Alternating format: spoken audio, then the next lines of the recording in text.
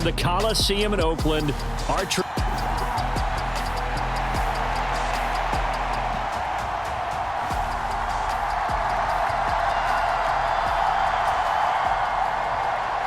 time for old times. What do you say we play some football as we are underway from Oakland in the John Madden Legacy game? And that one will bounce out of the back of the end zone, so we will start here at the 25.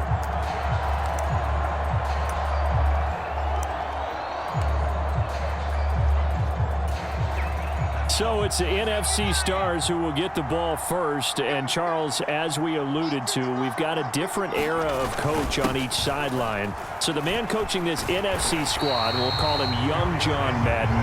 This is a coach who was trying to establish a foothold in the NFL and on the cusp of doing it very successfully. Yeah, you think back to that period, those early days as the coach of the Raiders, the late 60s in the AFL and then in the NFL in the early 70s. Coach was a guy who was ahead of his time. The Raiders were one of the first teams to have mini camps, one of the first to film practice, because he wanted to practice coaching as much as he could. And his teams, they were successful right from the start of his head coaching tenure. And he'll go down for a loss inside his own 5 at the 4. The tally there, -8 yards. Leads to 4th down as well. I'm not quite sure they got the spark that they wanted on 3rd down. In fact, I think they gave that spark to their opponent instead, because that big stop has galvanized the sideline, and it starts their offense out with some momentum.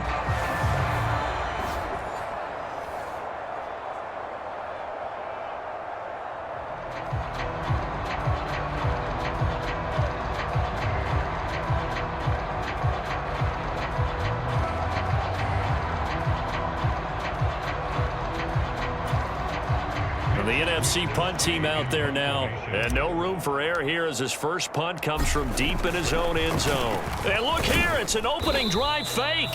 A little trickeration there, but it doesn't fool him. And on the opening drive of the afternoon, the defense forces a turnover on downs. So now, just like that, things change dramatically. It's 1st and goal. Brady now to throw. And that is caught for an AFC touchdown. Tim Brown from 4 yards out. And the AFC has taken the early lead.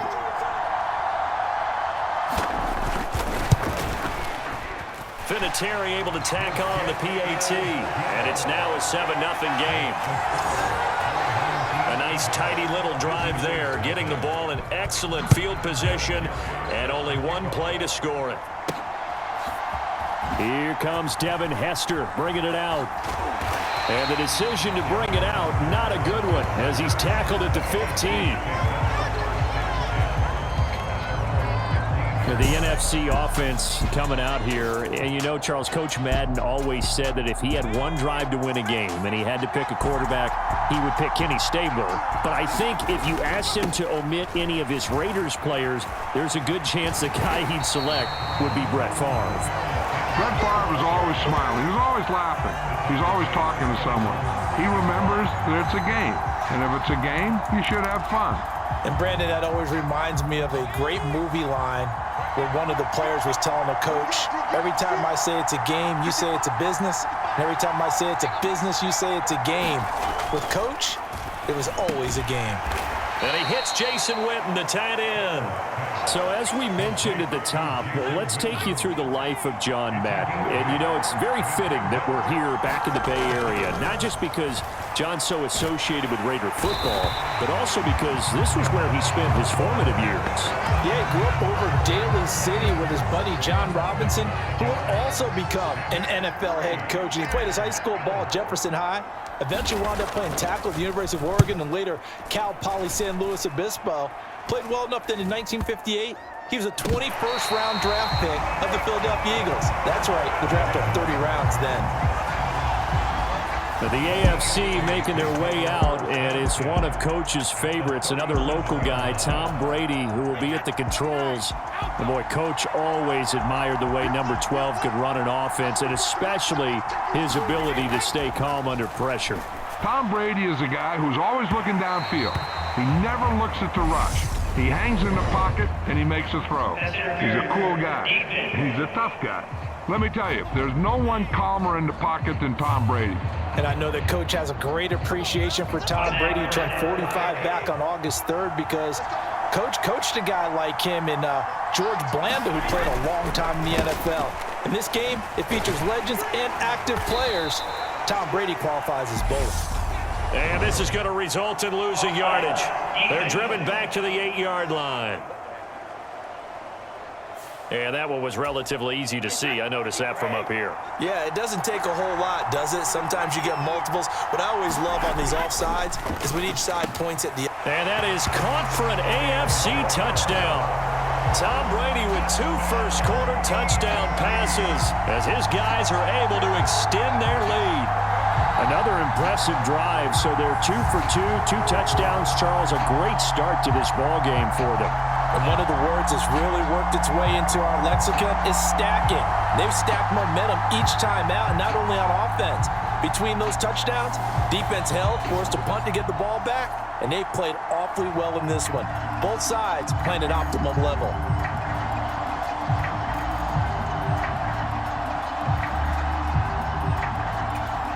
Vinatieri now for the point after.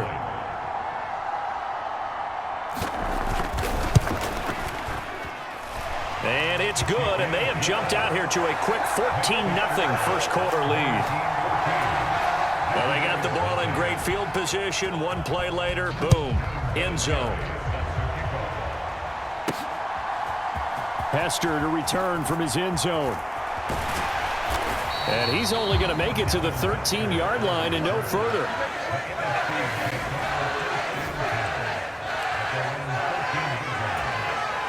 The offense for the NFC ready to get their next drive started. Not only are they in search of their first score, they're in search of their first down in this ball game as they come up 1st and 10.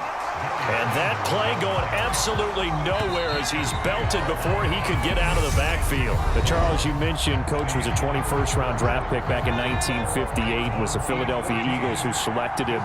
But unfortunately for John, knee problems, they just continued to dog him. He was hurt in his first training camp, actually never saw the field as a player in the NFL. But it was still during his time with the Eagles, you and I were talking about this before going on air, that you could start to see the light bulb going on for what his career path might entail. And it went on in a big way, didn't it? Because while he was rehabbing his knee, he started to spend a lot of... Oh, and he's not going to make it out of the end zone. The push too strong, and that'll be a safety. Every team has plays in their book to try and buy some room when a safety's on the table. But a big variable is how does each team deal with the pressure of executing in those situations? In this case, they didn't, and they gave up 2 points. And they're going to start this drive in pretty good shape, up past the 30. The offense for the AFC set to go now.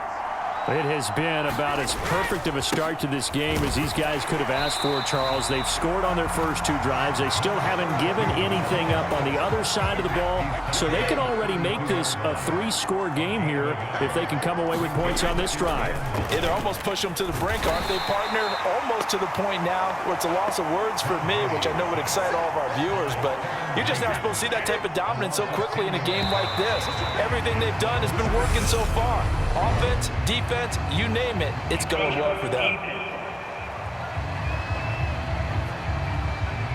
Jumping all the way from the outside, maybe getting a little early start in the corner blitz. And the only time it makes sense to get that penalty is exactly as you described. Otherwise, he should never get that penalty. Now on 3rd and long, they'll look to throw. Under pressure, and they got to him again. It was prime time. Deion Sanders with a sack of the corner blitz. Brandon, what I remember most about playing with guys who knew how to rush the passer, they would just tell you, just cover people for me, just long enough for me to get there. And that's exactly what happened on that play. Hey, we want to let you know, give you a fair warning that coming up at halftime, the folks at EA Sports have put together a very nice package in tribute to Coach Madden. So make sure you stick around for that. Again, coming up at halftime. So they're forced to punt on 4th as this one's away. And he'll get credit for a punt inside the 20, not by much, but inside the 20 at the 19-yard line. Ready to begin their next drive here, the NFC offense. They're still in search of an initial first down as they come up here 1st and 10. And the running lane's non-existent in this first half as they'll stop him behind the line. The tackle that time by Steve Atwater. Well, Charles, you know, it was in the early 1960s that a young John Madden made the acquaintance of the owner of the Oakland Raiders, one Al Davis, of course, and the two, they really bonded, would become one of the best owner-coach duos in NFL history. And to take it a step further, Al Davis became someone who John referred to as his bet. Oh, he tried to pitch it, and the ball's loose. And that's picked up by the AFC. And he is going to bring this one back. A fumble return for an AFC touchdown. Vinatieri now to tack on the PAT.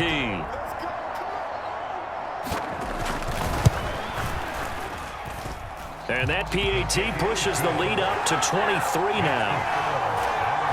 So not only the cough up, but then the pickup on the other side, the scoop, and the score the other way. The fumble return for a touchdown. Takes it at the... Oh, and miscommunication on the lateral. The ball's out. And that's picked up by the AFC. And he is going to bring this one back. A fumble return for an AFC touchdown.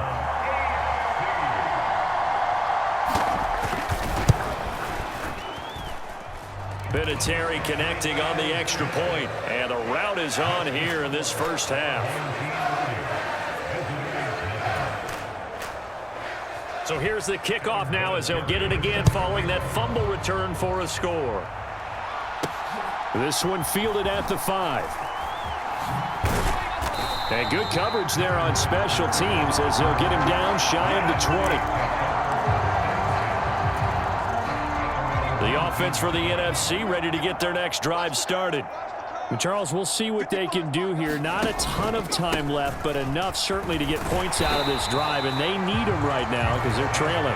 Yeah, this is exactly why you practice a 2-minute drill all through camp and at least one practice each week before a game. A minute left, more than enough time to string a few completions together, reach the end zone, and then make that walk back to the locker room just a little more animated. How about this? They'll try the option, left side. Now the AFC going to use the first of their timeouts as the stoppage will come with a little under a minute to go in this first half. And the NFC punt team out there now on presumably to punt, though he did complete a pass. And they're going to try this again. It's another fake. A little trickeration there, but it doesn't fool this defense. And now, boy, the ball's going to go over on downs here inside the 10-yard line. A chance to really cap off a big first half here as they come up on 1st and goal. Now a toss play. Allen. And this play doesn't go anywhere. Backwards, losing yardage to the 11. Now another timeout called for by the offense as they get the stoppage with a little over 50 seconds to go in the first half. So they get pushed back to the 11, and here's 2nd and goal.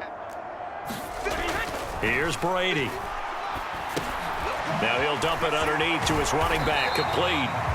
Showed off the juke, but still corralled shy of the 5 at the 6-yard line. 3rd and goal as they look to pour some more salt in the wound. And he can't find anywhere to go with it, and he goes down. The sack that time by Michael Strahan. And that's the kind of stand all defenses are seeking.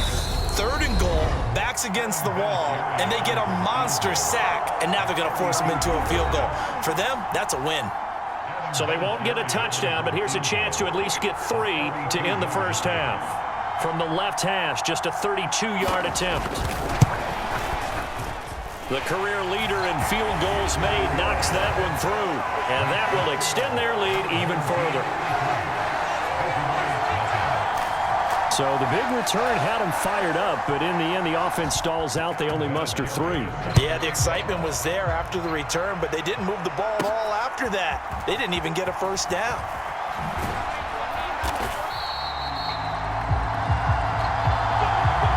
Coming up in the second half, we'll run through John's post-coaching triumphs. But for now, we present a special tribute to the man of the hour, narrated by the Raiders' own Trey Mosley. The AFC going to get the football first here as we are back underway from Oakland in the John Madden Legacy game. And they're going to wind up with pretty good starting field position as they get it up past the 35. The AFC offense set to take their next drive. Throwing on first down is Brady. It's complete to Brown, right side. And this will be good for a pickup of 9 to the 46. So now, Charles, to pick up the story we've been telling, John Madden at 42. He just completed a 10-year stint as the coach of the Raiders. He wants to step away a bit from the grind of coaching, but he doesn't want to step away from the game of football. So he ends up signing on with CBS in 1979 to try his hand at broadcasting. And much like his coaching career, he was pretty much an instant success. Partner, he really connected with the people right from the start, and people may not remember, he wasn't even on the #1 team in the beginning. He worked his way up. But the same things that made him a great coach made him a great broadcaster. The ability to show the big picture, yet break it down into the details. That's what he did with his teams. That's what he did with the people. That way, he was simple to understand, yet insightful for viewers. And he did with that big personality that he had, one that connected with everyone. 6 yards on that last play. Here's 2nd and 4. They stay on the ground with Allen. And he is going to be stopped cold behind the line of scrimmage. So for Coach Madden, Charles, by 1981, his broadcasting career is really taking off. He's elevated to the network's #1 booth that calls all the big matchups. And he gets the plum assignment of calling Super Bowl 16, 49ers and Bengals, and he's teamed up with Pat Summerall. And that pairing ultimately would go on to be one of the most influential in sports broadcasting history. Influential not just in us listening to them. Remember, they went on to call 8 Super Bowls together, but how they put together kind of the template that all of us broadcasters follow now. Sitting down with the head coaches and the quarterbacks and the stars of each team before a ball game to get extra information. And the way that those two paired together, Pat Summerall, short, concise, to the point, and turned it over to Coach Madden to fill in all the big details. And he is into the end zone for an AFC touchdown. Marcus Allen, a 3-yard touchdown run. And the AFC just continues to pour it on. Vinatieri able to tack on the PAT. And the lead grows even larger here in the 3rd quarter. And here's Vinatieri now to kick it away after the touchdown. Hester to return from his end zone. And he'll be out of bounds here, a yard shy of the 25 at the 24. Ready to begin their next drive here, the NFC offense.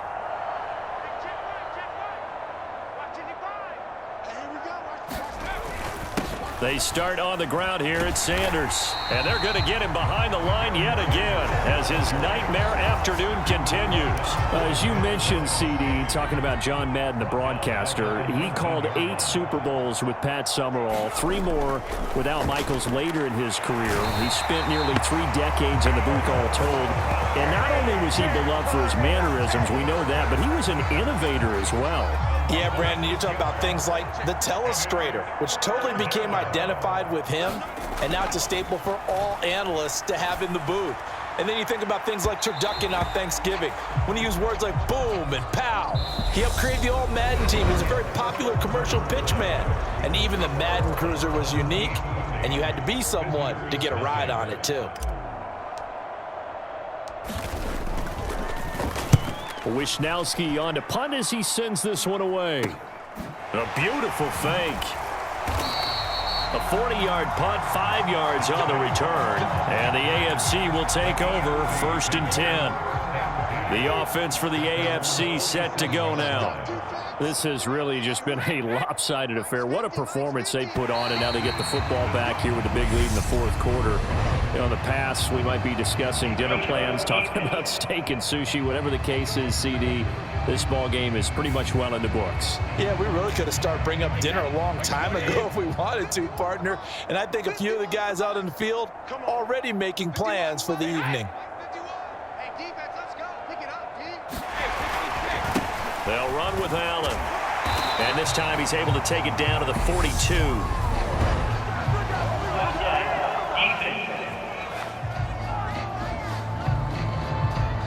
And obviously obviously they want that run yardage, so they decline the penalty. No doubt about it. Smart on their part. They finished off the play. But if you're going to jump, if you're going to commit a penalty, it's your job to finish off the play so you don't give up big gains like that. Now a give running left. It's Bettis. Room here to run. He's going to go out of bounds, but he takes this one down just shy of the 20. Now, CD, we did get a little ahead of ourselves talking about John Madden, the broadcaster in the 90s and 2000s, because there was another product during that time period that he became quite famous for, and it's something that you and I know a little bit about, and that's the video game that bears his name. Originally John Madden Football when it was first released back in the late 1980s, and now known the world over simply as Madden. And Coach saw this originally as a way to teach the game of football. The early designs were for a 7-on-7 game, but he said no chance. He would not sign off on it. He wanted to be as realistic as possible. He told him, call me when it's 11-on-11, and he got his wish. Yeah, after that debut, Madden the video game continued to pick up steam through the 90s in a big way, and John himself, many will remember, was a commentator for the series for many years. And now here we are in the 2020s, and this game has sold somewhere in the neighborhood of 150 million copies. And this is caught for a touchdown. We'll check the flag, but it looked like a clear offsides, and it should stand.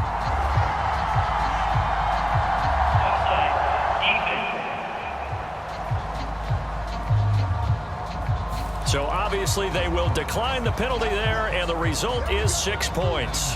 Vinatieri now for the point after.